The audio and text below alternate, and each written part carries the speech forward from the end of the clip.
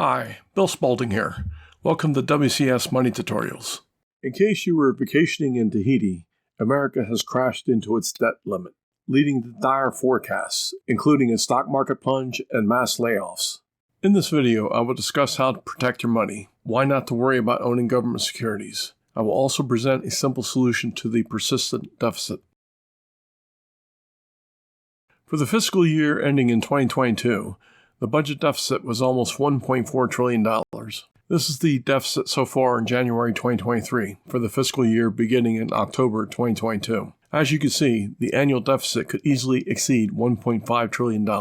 In the last 50 years, the federal government only had 5 years of budget surpluses. How long can this last? This video will show how a simple change in the tax law could turn $1+ trillion budget deficits into budget surpluses.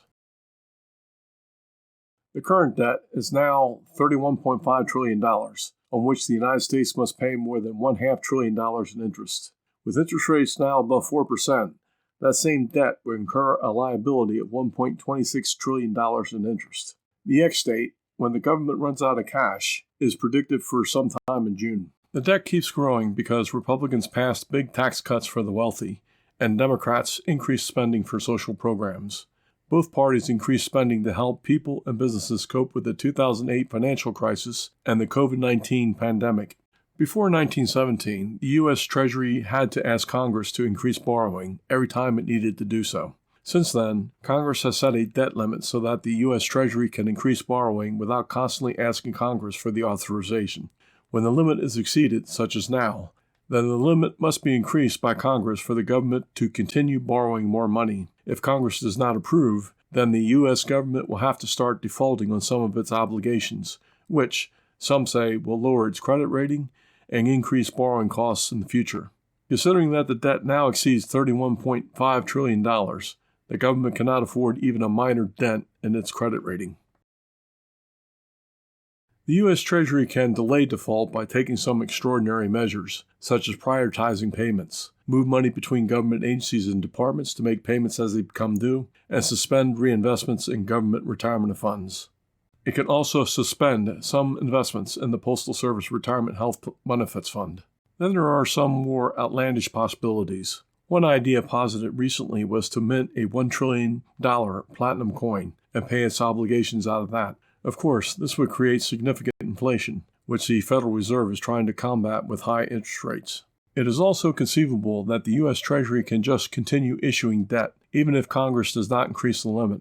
Former President Bill Clinton was ready to do this, relying on the 14th Amendment of the U.S. Constitution that says the validity of the U.S. debt shall not be questioned. Many people reason that this would be okay because Congress has already enacted the laws requiring the spending, so it is the president's constitutional duty to accomplish what was so enacted, which can only be done with sufficient financing. So if Congress does not increase the debt limit, then it is contradicting itself. Although such an action can be challenged at the Supreme Court, even if the Supreme Court would rule against the United States Treasury, the Supreme Court does not really have the power to enforce any decision against the government. So defying the Supreme Court would be better than having the government and the economy collapse for lack of money. However, you should not worry about your investments in government securities. Just make sure you will not need the money from those government securities while government officials squabble among themselves and grandstand for the news media in the meantime. If there is no resolution, then you will have far more to worry about than your investments in government securities. However, you may have to worry about your investments in the stock market. The stock market will probably decline just as it did in 2011, during the previous major debt limit fight. The stock market declined even though interest rates were very low. Now that interest rates are much higher, it is almost a certainty the stock market will suffer. So the solution for coping in the meantime is to have a sufficient emergency fund in a reputable bank that can easily be accessed at any time and to stay out of the stock market. Although there was a pitched battle over the debt limit in 2011 and at other times, some people believe it may be worse this time because the Republicans have adopted new rules in the House of Representatives, making it more difficult to raise a limit so that they could demand that any increase be offset by spending cuts, notably in Medicare and Social Security. A bigger problem lurks in the future. The federal debt keeps getting bigger because the government is spending far more than it is receiving in tax revenues. The primary reason for declining tax revenues is that the government is forfeiting enormous amounts of revenue by giving big tax breaks that benefits the wealthy more than anyone else. Republicans especially dwell on cutting expenses for social welfare programs, but expenses are only one type of cost. The forfeiture of income is also a very large cost. Indeed, the unified tax credit is almost certainly the biggest cost to the U.S. government, even bigger than Medicare and Social Security, maybe even exceeding both combined. Many articles have suggested what could be done to rein in the budget deficit. None that I read mentioned the unified tax credit, the biggest cost to the government. I am not aware of any statistics that total the amount of tax revenue forfeited through the unified tax credit, but whatever it is a big number, and it is getting bigger. In 2023, the credit was over $5 million for each individual, allowing that person's heirs to inherit almost $13 million tax-free. This figure will increase in the next 2 years through adjustments for inflation. Then, unless the law changes, it'll drop to half of the value that would apply in 2026. Nonetheless, it will still be a very hefty credit. Wealthy heirs, like most people, have two parents, so they can benefit from two unified tax credits. If both parents die, then wealthy heirs will get to keep more than $10 million that would otherwise have to be paid to the government as taxes on the first $26 million they receive, and they did not have to pay a penny for this benefit. How much do most people earn? According to the U.S. Census Bureau, the median earnings in 2021 was $45,470. Look at this example of someone who makes more than most people, works longer than most people, collects more Social Security than most people, and even receives more in Medicare benefits. We will ignore inflation. Income will go up with inflation, but so will expenses. After-tax income will be about 75% of total earnings, although this would vary widely depending on what people do with their money. Even for this person, the total amount received is a mere $8,250,000, far less than the $10.2 million that wealthy heirs could receive in the form of two unified tax credits. So how is the unified tax credit paid for? By raising taxes on other people, mostly on people who work, since they pay the highest tax rates. This must be so because government expenses do not decline simply because it decides to forfeit income to benefit some people. So the tax revenue must be collected somewhere else by charging higher tax rates than would otherwise be required if everybody paid their fair share. While you read all the time about warnings that the trust fund for Social Security and Medicare will go broke, you never hear about the fund for the unified tax credit going broke. Why? Because there is no fund for the unified tax credit. Rich heirs don't pay for it. This credit is funded out of general tax revenue, mostly paid by people who work.